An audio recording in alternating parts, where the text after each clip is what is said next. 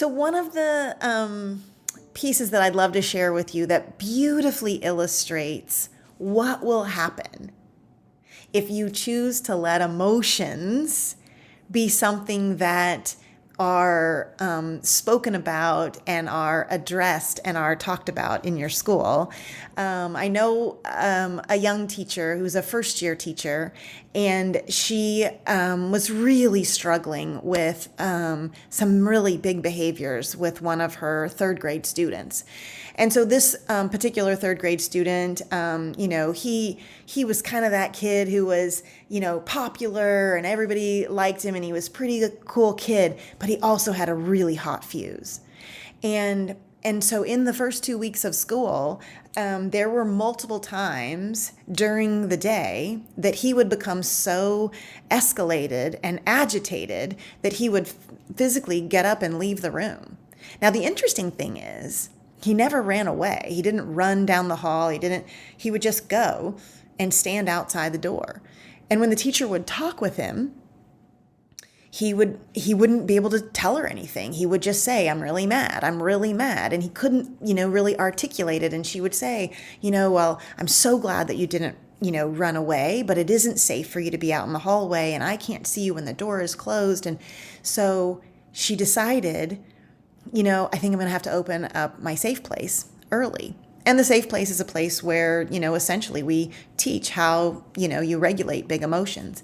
And so she opened her safe place. And in the second week, she had a little conversation one-on-one with him and said, when that big feeling comes, instead of going and standing outside, would you be willing to just come over here into this area, and then I'll know something big is going on and I'll know to check in with you, just like I know to check in with you when you're standing outside.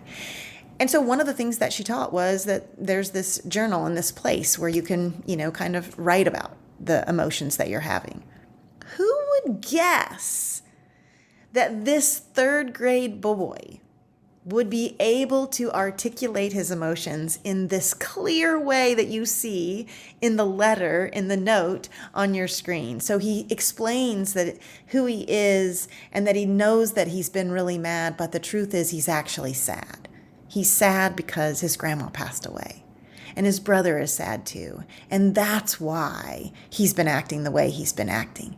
Can I just tell you, when we acknowledge that emotions happen, do you know how different that teacher responded to that kiddo? When she saw an upset look on his face, it triggered, I know he looks really angry, but I think he's really sad. And compassion came from her instead of, he's disrespecting me and leaving my room. Don't you want to give a lecture to a kid who leaves your room? You may not leave that room. That is not safe. Do you know what someone could, and this could happen and this could happen. And you want to lecture that kid. But when you create a space where kids can talk to you, she was talking to him, you guys, and he couldn't to her face say it. But when she gave him the vehicle, and truly it had a whole lot to do with the teacher the year before, when she gave him that space to be able to articulate that, do you know what happened as a result? In the next 4 weeks, because it's a real recent story, 4 weeks have passed, he's never walked outside the classroom again. In fact, he isn't even actually using the safe place or abusing the safe place and going there on a regular occasion. It was like he needed to just let somebody know. But how many times do you have teachers who can't find a direct way, but they can send you an email?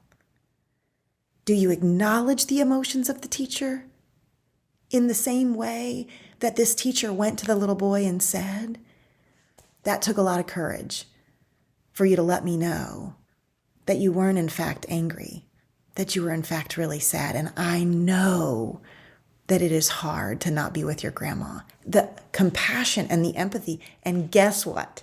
What do we start at the very beginning of this talking about? Connection.